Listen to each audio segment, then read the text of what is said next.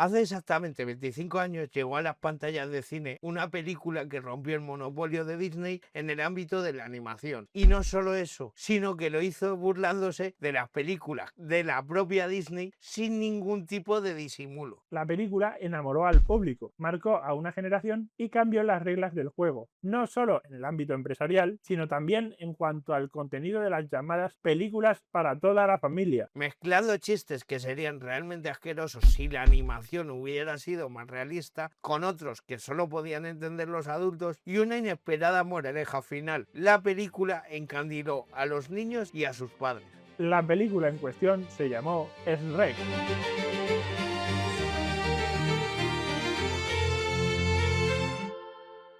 En 1994 fue fundada la productora DreamWorks SKG por David Geffen, un importante productor musical, Jeffrey Katzenberg, un antiguo jefe de animación de Disney, y Steven Spielberg. El año anterior, Spielberg se había convertido en el director más importante de todo Hollywood, haciendo sus dos mejores películas. Tenemos un interesantísimo vídeo hablando de ello en el canal. Las siglas SKG se corresponden con las iniciales de los apellidos de los fundadores de DreamWorks. Querían crear una empresa capaz de competir con Disney, especialmente Katzenberg, que había salido rebotado de la multinacional del ratón. Aunque hay que decir que el principal inversor fue el cofundador de Microsoft, Paul Allen. Fue en 2001 con el REC cuando dieron un puñetazo sobre la mesa y pusieron a Disney a temblar, no solo por el argumento de la película, sino porque introdujo un sistema de animación por capas, Como las cebollas. que incluía hueso, masa muscular, piel, ropa, pelo, interactuando unas con otras, lo que hacía que la animación se viera más orgánica. Aunque ahora la animación de aquella peli no parezca nada del otro mundo, aquello fue un gran avance. No se trataba solo lo relativo a los personajes. Las telas o los fluidos también se movían de una forma más natural a lo logrado hasta ese momento. Pero fue el propio Katzenberg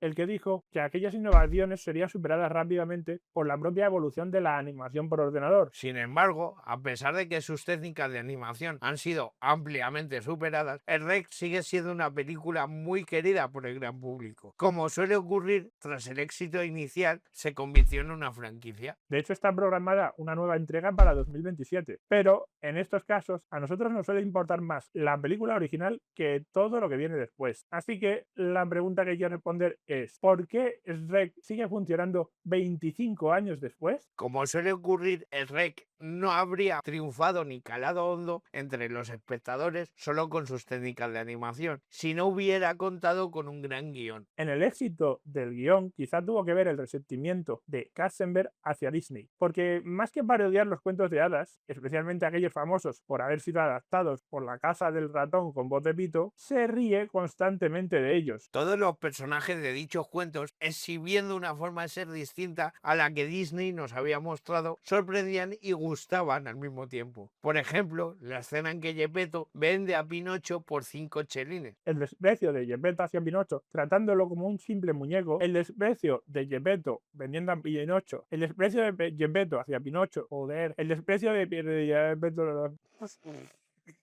No quería interrumpirte, pero es que el desprecio de Geppetto hacia Pinocho, tratándolo como un simple muñeco, rompe con la idea del juguetero como padre cariñoso con su creación. una de las frases más memorables de la película es esa.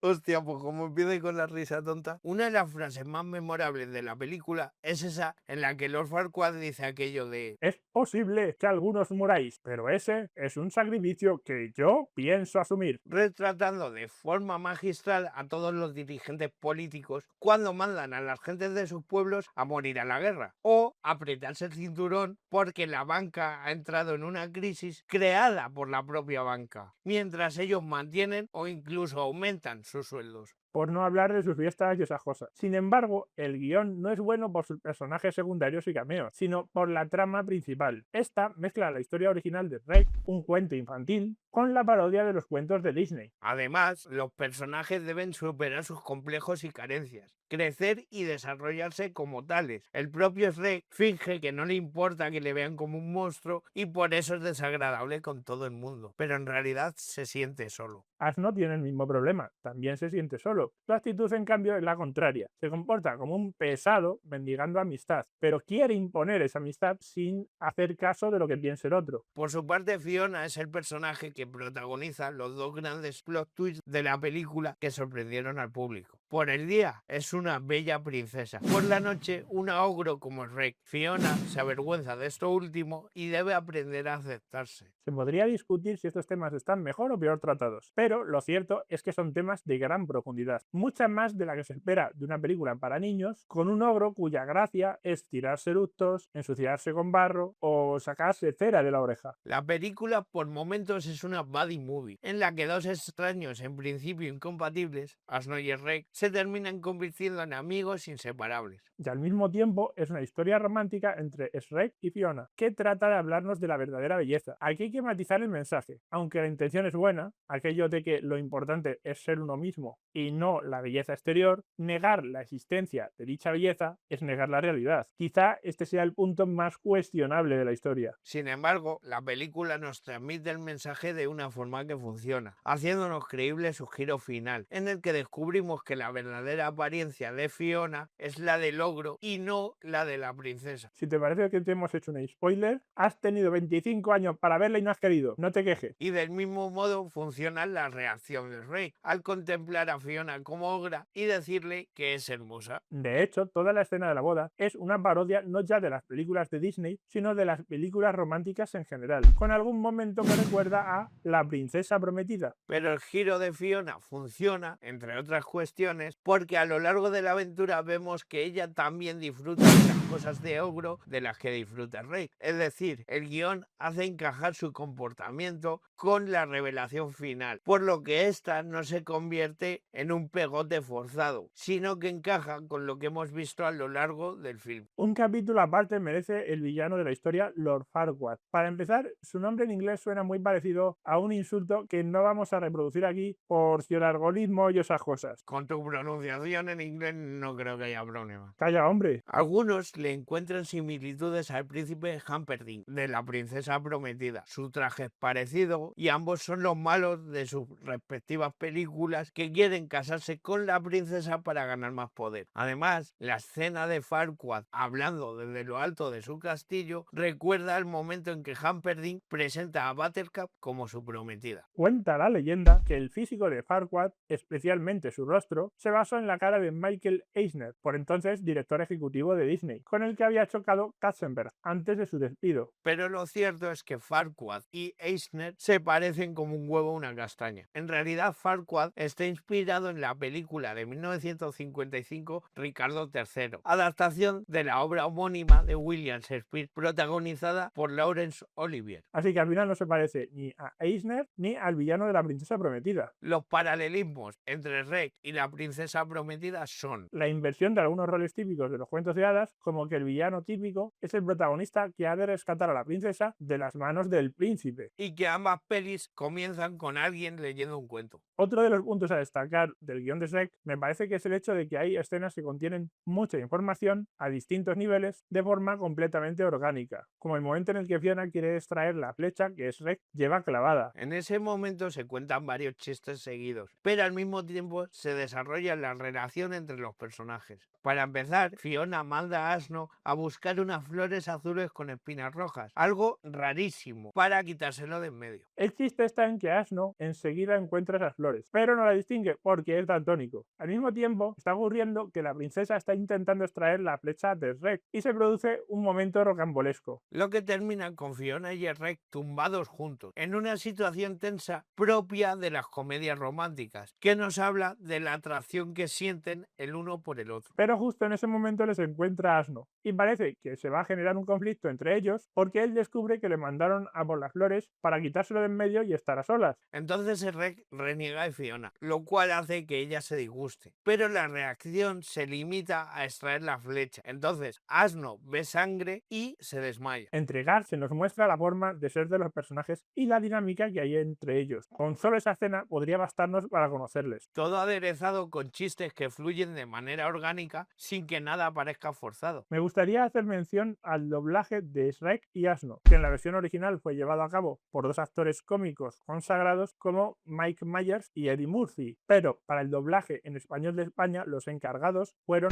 José Mota y Juan Muñoz, que en aquel momento estaban en lo más alto de su popularidad como el dúo cómico Cruz y Raya. José Mota ya había doblado a Mushu en Mulan, pero Juan Muñoz no tenía experiencia previa como actor de doblaje y le dieron ni más ni menos que el papel protagonista. Fue una decisión arriesgada, porque a la falta de experiencia previa hay que añadir que Cruz y Raya introdujeron un montón de morcillas. En el ámbito del doblaje, una morcilla no es un embutido hecho con sangre de cerdo, sino cualquier cosa que el doblador introduce de forma improvisada. Cruz y Raya introdujeron algunas de sus expresiones populares de aquel momento. Sin embargo, no hubo quejas del doblaje y Shrek funcionó a la perfección en España como en el resto del mundo. ¿Y tú? ¿Eres un ogro enamorado de una princesa? ¿Qué opinas del mensaje de la película? Peor que ser un ogro es ser un troll y marcharse sin suscribirse, comentar y darle a me gusta. Ahora vas y lo cascas. Hasta el próximo martes.